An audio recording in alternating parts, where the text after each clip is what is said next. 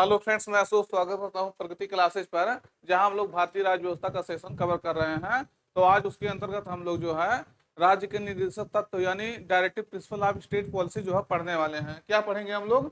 Directive principle of state policy, राज्य के निर्देशक तत्व भारतीय संविधान के अंतर्गत जो है पढ़ेंगे। तो सेशन बहुत महत्वपूर्ण होने वाला है, दोस्तों तक अपने शेयर कर दीजिएगा। और जितने महत्वपूर्ण क्वेश्चन आपका पूछा गया है प्रीवियस ईयर में और यह पूछे जाने की संभावना है, सब मैं आपको जो है पूरा डिटेल्स में बताऊंगा। तो शुरुआत करते हैं आज के पहले क्वेश्चन के साथ। ये बताइए आप लोग, कह रहा भारतीय संविधान में जो है राज्य के निर्देशक तत्व ग्रहण किए गए हैं, यानी directive principle of state policy जो है किस देश से जो है इसको अडॉप्ट किया गया है। तो adopted in the Indian constitution, जो डीपीएसपी है वो कहाँ से अडॉप्ट किया गया है, किस देश से? तो सही उत्तर आप बताइए। विकल्प में है ब्रिटेन से, आयरलैंड से, यूएसए से, फ्रांस से। तो कहाँ से अडॉप्ट किया गया है directive principle of state policy? तो इसको आपको ध्यान रखना है, आयरलैंड से जो है, आयरलैंड से इसको जो है किया गया है। देखिएगा स्पेलिंग थोड़ा सा गलत है, तो आयरलैंड से ये जो है लिया गया है, इसको ध्यान रखना है, ये आपके लिए महत्वपूर्ण है। अगला है क्वेश्चन, भारतीय संविधान के जो है किस अनुच्छेद में राज्य के निर्देशक तत्वों का जो है उल्लेख है? तो कहां से कहां तक इसका उल्लेख किया गया है, यानी डीपीएसपी का जो है आर्टिकल्स कहां से कहां तक जो है इसका वर्णन किया गया है, मेंशन किया गया है? तो विकल्प में है 33 टू 46, 34 टू जो है 48, 34 टू 50 और 36 टू 51। तो कहां पर इसका जो है वर्णन किया गया है, किस आर्टिकल से लेकर के किस आर्टिकल तक इसको मेंशन किया गया है? तो सही उत्तर आपका रहेगा आर्टिकल 36 टू 51 जो है, यानी डी 36 टू 51 में इसका जो है वर्णन किया गया है। आपको पता होगा, आपको बताया भी गया है, डीपीएसपी को जो है directive principle of state policy को आयरलैंड से जो है अडॉप्ट किया गया है। कहाँ से? आयरलैंड से। और ये आपके संविधान के पार्ट 4 में रखा गया है। कहाँ रखा गया है? पार्ट 4 में रखा गया है। आर्टिकल कहाँ से कहाँ तक का रखा गया है इसको? आर्टिकल 36 टू 51 में जो है इसका वर्णन किया गया है। तो ये सब बातें आपको ध्यान रखना है, ये आपसे क्वेश्चन कई बार पूछा जा चुका है, कहाँ कहाँ इसका वर्णन किया गया है। अगला क्वेश्चन हम लोग देखते हैं, भारतीय संविधान में राज्य के नीति निर्देशक सिद्धांतों को शामिल करने के पीछे जो है मुख्य उद्देश्य क्या था? तो वहां जो इसको शामिल करने के पीछे मुख्य उद्देश्य क्या था, यानी what was the main objective behind including the directive principles of state policy in the Indian constitution? तो क्या मुख्य उद्देश्य था कि जो है directive principle of state policy को जो है यानी डीपीएसपी को संविधान में शामिल किया गया? तो पहला क्या रहा? कल्याणकारी राज्य की स्थापना करना था इसका उद्देश्य, या धर्मनिरपेक्ष राज्य की स्थापना करना था, सरकार के निरंकुश कार्यों पर नियंत्रण रखना था, या नागरिकों के विकास के लिए जो है सर्वोत्तम अवसर प्रदान करना था? तो क्या इसका मेन उद्देश्य था? क्या इसको क्यों इसको जो है डीएसपी को शामिल किया गया था भारतीय संविधान में? तो सही उत्तर आपका है कल्याणकारी राज्य की जो है स्थापना करना, यानी establishment of the welfare state. तो वेलफेयर स्टेट्स के रूप में जो है भारत को स्थापित करने के लिए directive principles of state policy को जो है लाया गया था। आप जानते हो कि जो 36 टू 51 में जो है वर्णन किया गया है डीपीएसपी का, उसमें ऐसे ऐसे महत्वपूर्ण जो है अनुच्छेद हैं, आर्टिकल्स हैं, जो आपके जो है वेलफेयर स्टेट की ओर जो है भारत को लेकर जाते हैं। जैसे आपको जो है रोजगार का अवसर मिलेगा, काम, उसके बाद जो माताओं को जो है आप जानते होंगे पैसा मिलता है जब उनको जो है प्रेग्नेंट होती है या बच्चे को जन्म देती हैं, या फिर जो है ऐसा होता है कि जो है धर्मनिरपेक्ष जो जो यूनिफॉर्म सिविल कोड जो है लागू करने के लिए कहा जाता है। तो ये सब आपके वेलफेयर स्टेट्स की ओर जो है ले जाते हैं। या फिर कह लीजिए कि जो है ग्राम पंचायतों का गठन करने के लिए जो है प्रावधान किया गया, तो आपके डीपीएसपी में जो है वेलफेयर स्टेट्स जो है शामिल करने के लिए कहा गया है। समान कार्य के लिए समान वेतन होना चाहिए, ये सब आपका वेलफेयर स्टेट के बारे में बताता है। अगला है, निम्नलिखित में से जो है निम्नलिखित में से किसने जो है डीपीएसपी को बैंक की सुविधा अनुसार दे उत्तर दिनांकित चेक कहा है? यानी who among the following called DPSP as post dated cheque payable at banks convenience? तो कौन जो है ऐसा कहा है? इसका मतलब यह हो गया कि ऐसा चेक है जो भज नहीं सकता है। चेक जो है दे दीजिए लेकिन भज नहीं सकता, पोस्ट डेटेड चेक है जो है। तो इसको किसने कहा है डीपीएसपी को? तो कुंजर ने, या ए के अय्यर ने, ये बी एच बी जो है कामत ने, या के टी शाह ने? किसने कहा है कि जो है ये पोस्ट डेटेड चेक कहा है डीपीएसपी को?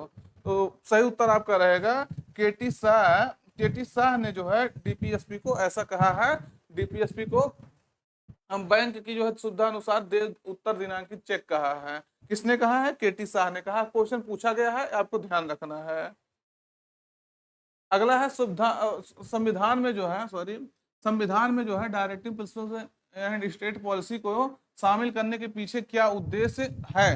तो व्हाट इज दी जो है purpose behind including DPSP in the constitution.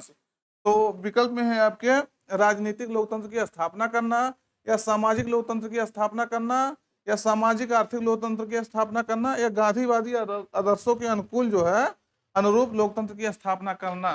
तो क्या उद्देश्य था जो डीपीएसपी को शामिल किया गया है? सही उत्तर आपका रहेगा सामाजिक और आर्थिक, यानी establishment of social and economic democracy. सामाजिक और आर्थिक लोकतंत्र की स्थापना करने के लिए जो है डीपीएसपी को शामिल किया गया है। तो आपको ध्यान रखना इंपॉर्टेंट है आपके लिए। अगला क्वेश्चन है नीति निर्देशक सिद्धांत है the directive principles of state policy जो है ये है आर। तो ये क्या है? तो विकल्प में है वाद योग्य है, वाद योग्य नहीं है, जनता के अधिकार है, या इनमें से कोई नहीं। तो ये डीपीएसपी को बताना है ये क्या है। तो सही उत्तर आपका रहेगा ये वाद योग्य नहीं है, नॉट एक्शनेबल है। तो इसका मतलब क्या हो गया? इसका मतलब हो गया आप जो दो चीजों में तुलना करते हैं, एक फंडामेंटल राइट्स होता है जो पार्ट 3 में है, इसके पहले मैं आपको डिस्कशन कर चुका। एक है आपका डीपीएसपी। तो दोनों में बेसिक अंतर यही होता है कि जो है जो फंडामेंटल राइट्स हैं अगर इसका उल्लंघन होता है सरकार के द्वारा या किसी के द्वारा, तो हम कोर्ट में जा करके जो है इसके लिए याचिका दायर कर सकते हैं कि मेरे मूल अधिकारों का, मेरे फंडामेंटल राइट्स का जो है हनन हुआ है। तो ये आपका जो है कोर्ट के द्वारा इसको लागू करवाया जा सकता है, इंप्लीमेंट करवाया जा सकता है कानून के थ्रू। लेकिन अगर आपके डीपीएसपी का जो है अगर सरकार, मान लीजिए सरकार को कहा गया है इसका ऐसा सरकार को करना चाहिए, तो सरकार अगर नहीं कर पाती है तो आप कोर्ट में नहीं जा सकते हैं। इसका मतलब यह है कि इसको जो है आप कोर्ट में जा करके लागू नहीं करवा सकते हैं। कहने का मतलब कानून के द्वारा सरकार के अगर बजट में है, क्षमता में है, सरकार को दिशा निर्देश दिया गया है डीपीएसपी में कि सरकार ऐसा कार्य करे, सरकार को ऐसा कार्य करना चाहिए।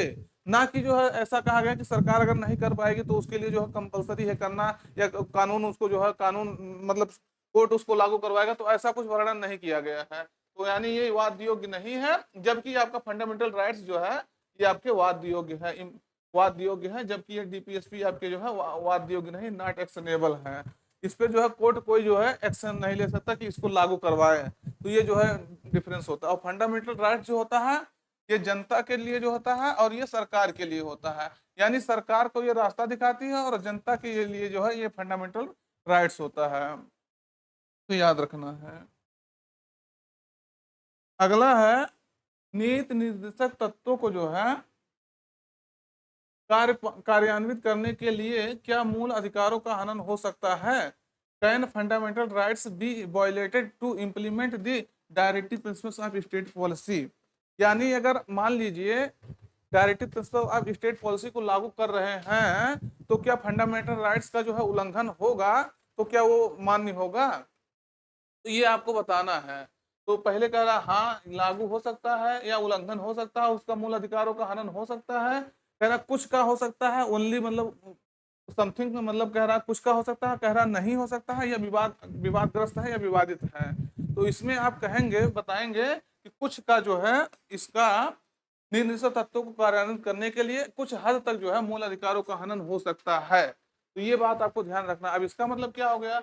आर्टिकल आर्टिकल 39 बी और सी, कौन सा बी और सी को लागू करते समय अगर आर्टिकल 19 का उल्लंघन हो रहा है कुछ हद तक, तो आपका ये माना जाएगा कि जो है ये उल्लंघन नहीं माना जाएगा। कहने का मतलब आर्टिकल 19 बी और सी अगर देखेंगे तो ये सामाजिक जो है सामाजिक उसका सामाजिक जो है अस्तित्व के लिए है, ये समाज के जो है भलाई के लिए। अगर इसको लागू करवा रहे हैं तो अगर कुछ हद तक 19 और 21 भी शायद है इसका उल्लंघन हो रहा है तो आपका उल्लंघन नहीं माना जाएगा, ये कोर्ट ने कहा है।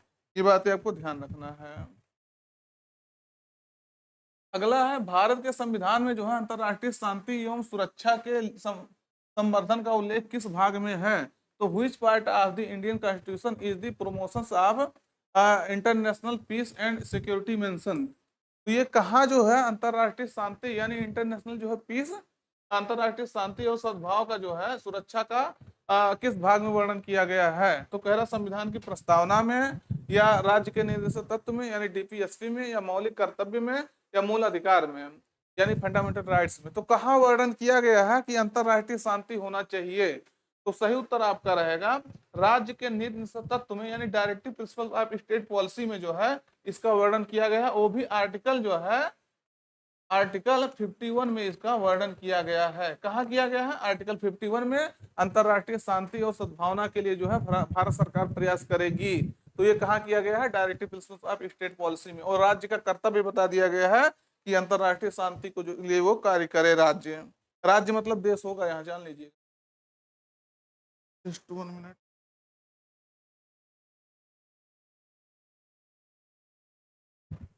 ये तो हो गया। ये अगला देखिएगा, भारत के संविधान में जो है, ये भी तो हो गया।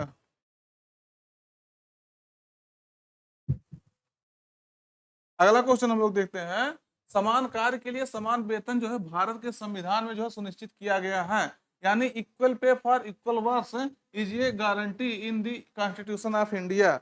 यानी आप देखते होंगे कि अगर पुरुष काम कर रहा है कहीं और महिला कहीं कार्य कर रही है, तो उनको जो है कई बार होता है अलग अलग वेतन दिया जाता है। हालांकि ऐसा सरकारी जॉब में नहीं होता है।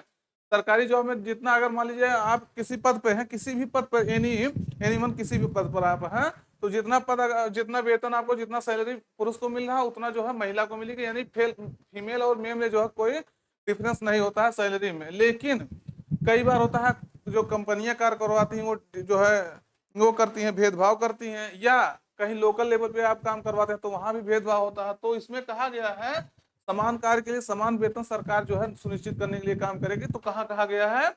ये आपके कहाँ कहा गया? डीपीएसपी का इसको अंग बताया गया है। तो ये इसको ध्यान रखना है। ये मौलिक अधिकार नहीं है, मौलिक कर्तव्य भी नहीं है, आर्थिक अधिकार भी नहीं है, एक डीपीएसपी का आपका अंग है। यानी इज ये पार्ट ऑफ डीपीएसपी यानी directive principles of state policy में इसका जो है वर्णन किया गया। वो भी आपके आर्टिकल है, आर्टिकल 39 डी में इसका वर्णन किया गया है। यानी समान कार्य के लिए जो है समान वेतन दिया जाएगा। तो कहाँ इसका वर्णन किया गया है आपके? तो आपका डीपीएसपी में वो भी कहाँ? आर्टिकल 39 डी में वर्णन किया गया है। तो इसको आपको ध्यान रखना। यानी अगर कोई किसी भी पुरुष को और महिला को अगर अलग अलग वेतन दिया जा रहा है तो ये जो है कह सकते हैं कि ये सही नहीं है और ऐसा होना भी नहीं चाहिए। महिला और पुरुष को जो है यानी फीमेल और मेल को जो है समान वेतन दिया जा रहा है, इक्वल अगर वर्क है तो। अगला कह रहा है भारतीय संविधान के जो है निम्न भागों में से किस एक में जो है न्यायपालिका तथा कार्यपालिका के पार्थक्य का जो है प्रावधान है? पार्थक्य मतलब जो अलग अलग, यानी which one of the following parts of the Indian constitution provides for the separations of the judiciary and executive. यानी कार्यपालिका एवं न्यायपालिका का जो है अलग करने का प्रावधान किस पार्ट में दिया गया है, या कहाँ दिया गया है कि जो है हमारी न्यायपालिका और कार्यपालिका जो है अलग अलग स्तर पे काम करेंगी। तो कहाँ किया गया है? प्रस्तावना में, या मूल अधिकार में, या डीपीएसपी में, या 7वीं अनुसूची में। तो कहाँ इसका जिक्र किया गया है? सही उत्तर आपका रहेगा ये आपके directive principle of state policy में इसका जिक्र किया गया है। कहाँ किया गया है? Directive principle of state policy यानी राज्य के निर्देशक तत्वों में वर्णन किया गया है। वो भी कहाँ किया गया है? आर्टिकल जो है 50 में इसका वर्णन किया गया है। तो ये आपको ध्यान रखना है। अनुच्छेद 50 में वर्णन किया गया है सेपरेशन ऑफ पावर। वो भी सेपरेशन ऑफ पावर है किसके बीच में? जुडिशरी एंड एग्जीक्यूटिव के बीच में, कार्यपालिका एवं न्यायपालिका के बीच में जो है शक्तियों का विभाजन होना चाहिए, ये कहा गया है। ये आपको ध्यान रखना है। अगला है संविधान का कौन सा अंग जो है, कौन सा अंश भारत के नागरिकों को जो है आर्थिक न्याय प्रदान करने का जो है संकेत करता है? तो कौन सा जो अंश है भारत के संविधान में वो जो है आर्थिक न्याय प्रदान करने के लिए कहता है? तो राज्य के निजी तत्व में, या मौलिक अधिकार में, प्रस्तावना में, या उपरोक्त सभी में। तो कहाँ कहा गया है? सही उत्तर आपका रहेगा ये आपके राज्य के निजी तत्व में जो है नागरिकों को आर्थिक न्याय प्रदान करने का संकेत करता है। तो ये आपको ध्यान रखना है। अगला क्वेश्चन है निम्नांकित में से कौन सा राज्य का नीति निर्देशक सिद्धांत नहीं है? यानी which of the following is not a directive principles of state policy. तो यानी इसमें से जो है एक क्या है डीपीएसपी के में शामिल नहीं किया गया है, बाकी सब डीपीएसपी में आपके वर्णन किया गया है। तो अंतरराष्ट्रीय शांति को प्रोत्साहन क्या ये जो है डीपीएसपी में है? फिर कह रहा है गौवध जो है निषेध यानी प्रोहिबिशन ऑफ काऊ स्लैटर, यानी जो गौ गाय होती हैं उनका जो है उनको जो है मारना नहीं है, उसको निषेध किया गया है, उनको वध नहीं करना है। या निजी संपत्ति की समाप्ति एबोलिशन ऑफ प्राइवेट प्रॉपर्टी, या 14 वर्ष तक के बच्चों को निःशुल्क अनिवार्य शिक्षा प्रदान करना। तो ये कहाँ जो है इसका वर्णन कौन से किसका वर्णन जो है डीपीएसपी में नहीं किया गया है? तो सही उत्तर आपका रहेगा निजी संपत्ति की समाप्ति का कहीं भी यानी एबोलिशन ऑफ प्राइवेट प्रॉपर्टी इसका कहीं भी वर्णन नहीं किया गया है डीपीएसपी में। तो सही उत्तर आपका कौन सा रहेगा? सी। बल्कि और ये सब आपके डीपीएसपी में वर्णन किया गया है। अभी पिछला क्वेश्चन ही आपको बताया अंतरराष्ट्रीय शांति को प्रोत्साहित करने के लिए जो है आर्टिकल 51 के तहत जो है राज्य कार्य करेगा। ये कहाँ है? आर्टिकल 51 में। और निजी संपत्ति की समाप्ति है ही नहीं है। और ये गौवध निषेध तो अभी आपको बताया नहीं, लेकिन आप जानेंगे आर्टिकल 48 में जो है इसका वर्णन किया गया है कि गौवध का जो है निषेध करना है, उसको जो है मारना नहीं है। और 14 वर्ष तक के बच्चों को जो है निःशुल्क और अनिवार्य शिक्षा प्रदान करना, ये आपके फंडामेंटल राइट्स में जो है कहा गया है। उसके बावजूद भी आपका जो है डीपीएसपी में भी कहा गया है, वो भी कहा गया है आर्टिकल 45 में कहा गया है। तो ये भी आपको ध्यान रखना है, कहाँ कहा गया है? आर्टिकल 45 में कहा गया है। तो ये बात आपको ध्यान रखना है, इंपॉर्टेंट है। और यही जो आर्टिकल 45 में भी जो है चाइल्डहुड एजुकेशन के लिए भी वर्णन किया गया है, तो याद रखना है। अगला क्वेश्चन है राज्य के निर्दिष्ट तत्व में जो है क्या शामिल है जो मूल अधिकार में नहीं है? What are included in the directive principles of state policy which are not in the fundamental rights. तो कह रहा है क्या इसमें से एक है जो आपके निर्दिष्ट तत्व में शामिल है लेकिन वो मूल अधिकार में नहीं है? तो क्या अस्पृश्यता का उन्मूलन जो है ये मूल अधिकार में नहीं है, निर्दिष्ट तत्व में खाली है? तो कह रहा आने जाने की स्वतंत्रता या धर्म की स्वतंत्रता या कुटीर उद्योग को प्रोत्साहन, ये किसमें जो है शामिल किया गया है? मतलब कौन सा इसमें है जो डीपीएसपी में शामिल किया गया है, मूल अधिकार में नहीं है आपके? तो सही उत्तर आपका रहेगा प्रमोशन ऑफ कॉटेज इंडस्ट्रीज, यानी जो है कुटीर उद्योग को जो है प्रोत्साहन देना, ये आपके शामिल किया गया किसमें? डीपीएसपी में। वो भी ये जोड़ा गया था, कब जोड़ा गया था? संविधान में संशोधन करके जो है 97th कॉन्स्टिट्यूशन अमेंडमेंट एक्ट आया था 2011 में, 2011 में आया था। इसके तहत जो है आर्टिकल 43B में जो है इसका प्रावधान किया गया है। तो ये भी आपको ध्यान रखना, कुटीर उद्योगों को जो है प्रोत्साहित करने के लिए आर्टिकल 43B में जो है 97वें कॉन्स्टिट्यूशन अमेंडमेंट 2011 के द्वारा इसको जोड़ा गया था। तो याद रखना, अब कई बार ये क्वेश्चन आपका पूछा जा चुका है। यानी डीपीएसपी में है। और ये सब बाकी जो है अस्पृश्यता का उन्मूलन, आने जाने की स्वतंत्रता, धर्म की स्वतंत्रता, ये सब आपके जो है फंडामेंटल राइट्स में है, मूल अधिकार में है। अगला क्वेश्चन है किस नीति निषेध सिद्धांत को जो है प्रायः समाजवादी माना जाता है? तो किसको जो है व्हिच पॉलिसी व्हिच, देखिएगा थोड़ा सा गलत हो गया है, which directive principles of state policy जो है कंसीडर सोशलिस्ट, तो सोशलिस्ट के रूप में जो है किसे वर्णन किया गया है? तो कह रहा है जो है ग्राम पंचायतों की स्थापना, एस्टेब्लिशमेंट ऑफ ग्राम पंचायत, या गोवध पर प्रतिषेध, वैन ऑफ काउ स्लॉटर्स, अंतरराष्ट्रीय शांति और सुरक्षा को प्रोत्साहन, या आय की असमानताओं को जो है कम करना। तो ये कहाँ वर्णन किया गया है, किसका जो है समाजवादी माना जाता है? देखिएगा संविधान में जो है ऐसा कहीं वर्णन नहीं किया गया है कि डीपीएसपी जो है ये जो है समाजवादी है, उदार बौद्धिकवादी है, या जो है गांधीवादी है। लेकिन हमारे संविधान के जो निर्माता थे कह लीजिए, या जो हमारे संविधान के ज्ञाता हैं, वो जो है संविधान को डीपीएसपी को जो है 3 भागों में करके देखते हैं, एक गांधीवादी, एक समाजवादी, एक उदार बौद्धिकवादी। तो इसमें कह रहा है कौन जो है समाजवादी माना गया किसको? तो अगर ये देखेंगे ग्राम पंचायतों की स्थापना, तो ये कहीं कहीं समाजवादी भी इसको आपको देखने मिलेगा, लेकिन ये ज्यादा करके आपके गांधीवादी जो है इसको देखा जाता है। और आय की जो है असमानताओं को जो है कम करना, ये आपका सोशलिस्ट माना जाता है, समाजवादी माना जा सकता है। तो ध्यान रखना, ये आपके लिए महत्वपूर्ण है।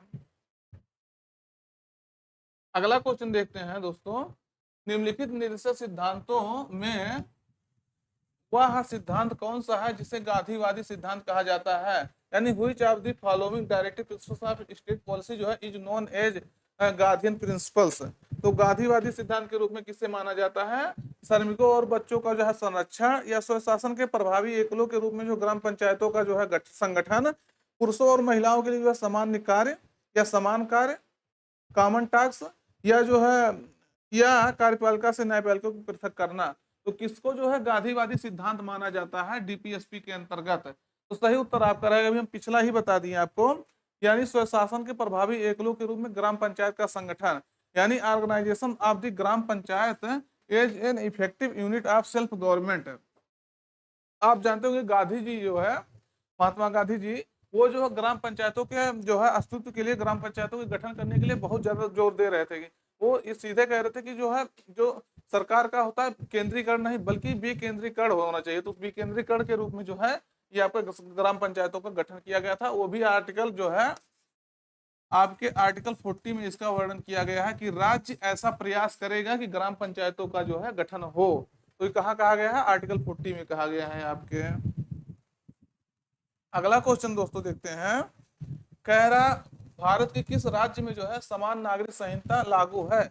यानी in which state of India uniform civil code is applicable. तो अभी आप जो है न्यूज में कुछ दिन पहले बहुत सुने होंगे कि यहाँ जो है आपके यूके में भी जो है, उत्तराखंड में भी जो है यूके में क्या हो गया है, यूनिफॉर्म सिविल कोड लागू हो गया है। लेकिन अभी इसमें विकल्प में तो आपका है नहीं, क्या नहीं है? यूके नहीं, उत्तराखंड नहीं है। तो आपको बताना है इसमें से किस राज्य में जो है यूनिफॉर्म सिविल कोड लागू है। मेघालय, गोवा, केरल, हरियाणा। तो इसको तो हम जान रहे हैं, सब लोग बता देंगे गोवा में लागू है। तो ये directive principle of state policy में जो है कहा गया है, आर्टिकल कहाँ कहा गया है यूनिफॉर्म सिविल कोड के लिए? आर्टिकल 44 में जो है वर्णन किया गया है कि राज्य जो है ऐसा प्रयास करेगा कि पूरे देश में जो है एक समान यूनिफॉर्म सिविल कोड लागू हो।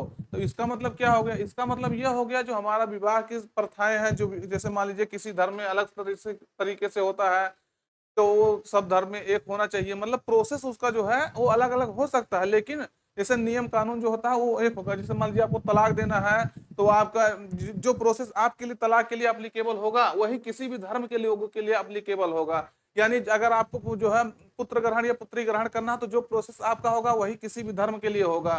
तो ये होता है कि मतलब जो है यूनिफॉर्म सिविल कोड लागू करने के लिए, तो यही सरकार कहती है कि सबको यूनिफॉर्म सिविल कोड लागू करना चाहिए। जैसे मान लीजिए मुस्लिम किसी धर्म में ये कहा गया है कि मान लीजिए एक से अधिक जो है महिलाओं से आप शादी कर सकते हैं, लेकिन वही हिंदू धर्म में इसके लिए जो है अलाउ नहीं किया गया है, संविधान में भी मतलब नहीं किया गया। तो ऐसे होता है कि यूनिफॉर्म सिविल कोड जो है आपका सब जगह लागू हो।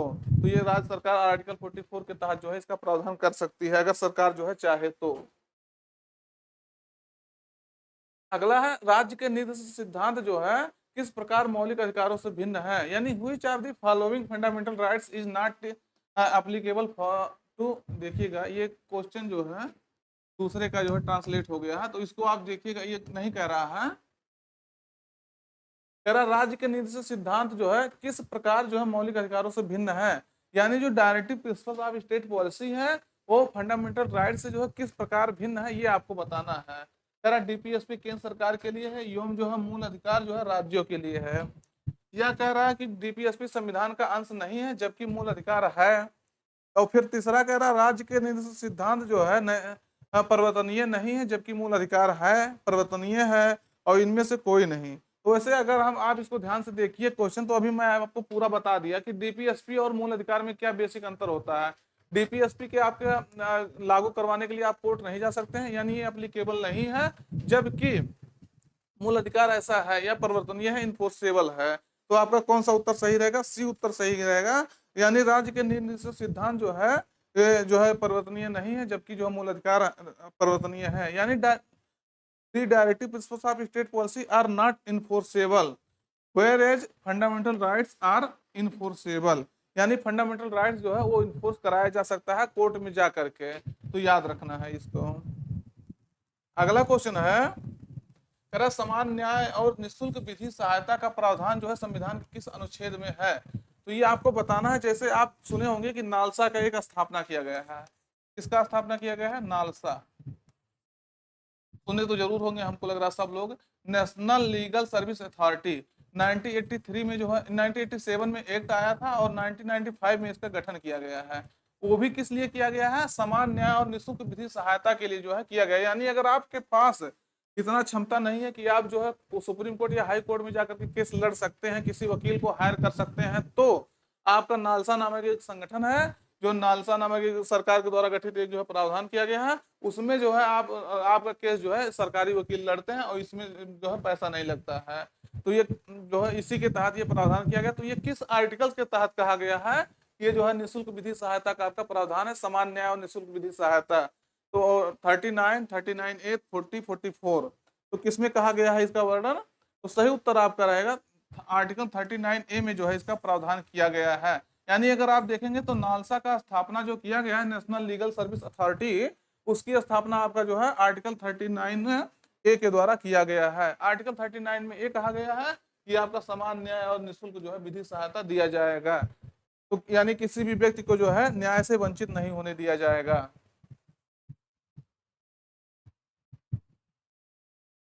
अगला क्वेश्चन है, भारतीय संविधान के निम्नलिखित अनुच्छेदों में से जो है कौन सा अनुच्छेद जो है राज्य सरकारों को ग्राम पंचायतों को संगठित करने का निर्देश देता है? यानी which of the following articles of the Indian constitution direct the state governments to organise gram panchayat? तो स्टेट्स को जो है ये इन्फोर्स करता है कौन सा आर्टिकल्स की ग्राम पंचायतों का गठन किया जाना चाहिए। तो मैं आपको पहले ही बता दिया कि जो है आर्टिकल 40 में जो है ये प्रावधान किया गया है कि ग्राम पंचायतों का जो है गठन होना चाहिए। कहाँ है? आपके आर्टिकल 40 में। गांधी, इसी को गांधीयन जो है प्रिंसिपल कहा जाता है, गांधीवादी सिद्धांत कहा जाता है, तो याद रखना है। क्वेश्चन देखिएगा, जितने क्वेश्चन हैं आपको या तो पूछे गए हैं या पूछे जाने की पूरा संभावना है, तब ये क्वेश्चन को यहाँ जो आपको रखा जाता है। अगला 20 नंबर क्वेश्चन देखिएगा, इनमें से कौन जो है राज्य के निश्चित सिद्धांतों में सम्मिलित नहीं है? पूछ रहा है सम्मिलित नहीं है, यानी which of the following is not included in the directive principles of state policy. ये कह रहा है नॉट इंक्लूड, मतलब इंक्लूड नहीं किया गया है। तो ये कहाँ है आपका, कहाँ वर्णन किया गया, कौन सा है जो है इसमें जो नीति निषेध सिद्धांत में जो है सम्मिलित नहीं है? यानी मद्य निषेध क्या नहीं है? प्रोहिबिशन ऑफ एल्कोहल, या काम का अधिकार, राइट टू वर्क, या समान कार्य हेतु समान वेतन, या सूचना का अधिकार, राइट टू इंफॉर्मेशन। तो कौन सा जो है इसमें से चारों में से आपके डीपीएसपी में शामिल नहीं किया गया है? तो सही उत्तर आपका रहेगा सूचना का अधिकार, यानी डायरेक्ट राइट टू जो है इंफॉर्मेशन को शामिल नहीं किया गया है इसमें। तो याद रखना है, इसलिए आपके लिए महत्वपूर्ण है। और बाकी ये सब जो है मद्य निषेध आर्टिकल 47 के तहत किया गया है। काम का अधिकार भी जो किया गया है आर्टिकल 41 के तहत जो है किया गया है। समान कार्य हेतु समान वेतन जो है आर्टिकल 39D के तहत किया गया है। तो इसको भी आपको ध्यान रखना है। अगला क्वेश्चन देखते हैं कि भारत के संविधान के जो है अनुच्छेद 49 में जो है क्या प्रावधान है? तो which of the provisions in article 49 of the constitution of India. तो आर्टिकल 49 में जो है क्या प्रावधान किया गया, क्या प्रोविजंस है? कारखानों और खदानों में जो है बच्चों के रोजगार का निषेध करना, ये निषेध है आपका।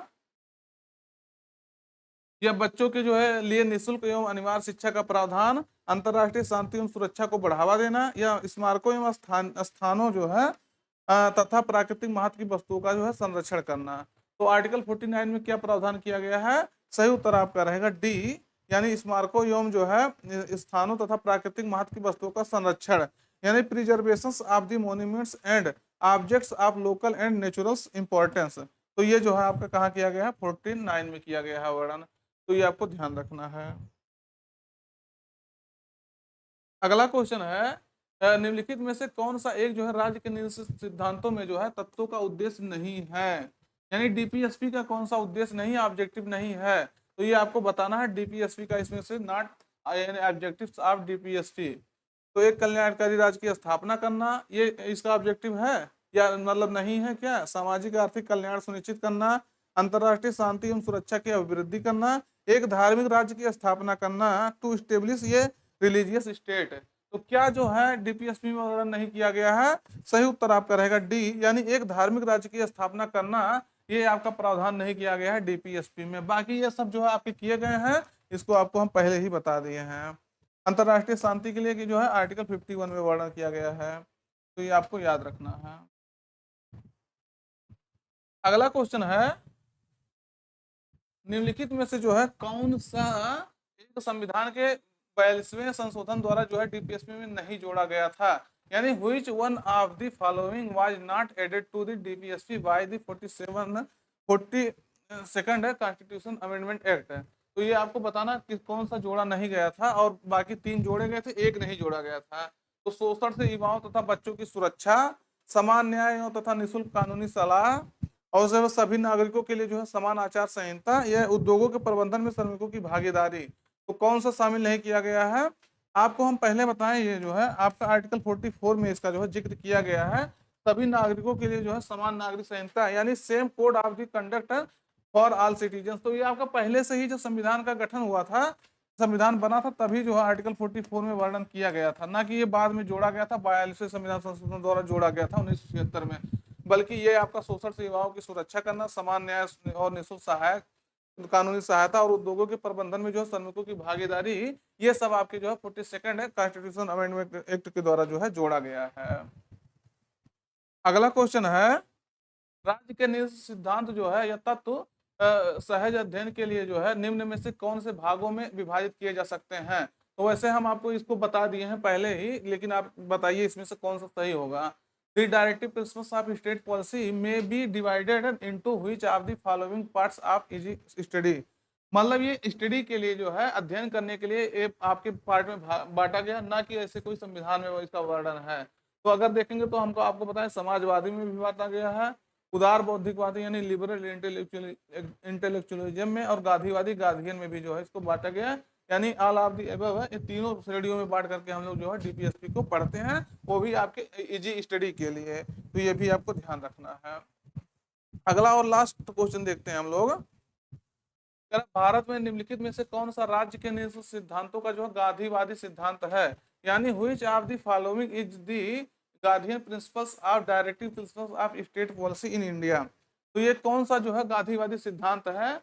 तो कह रहा समान कार्य के लिए समान वेतन, समान नागरिकता संहिता का जो है संरक्षण करना, न्यायपालिका को कार्यपालिका से अलग करना, या जो है ग्राम पंचायत का गठन करना। तो ये क्वेश्चन शायद आप लोग का हो गया है वैसे, लेकिन मॉडल थोड़ा सा अलग है।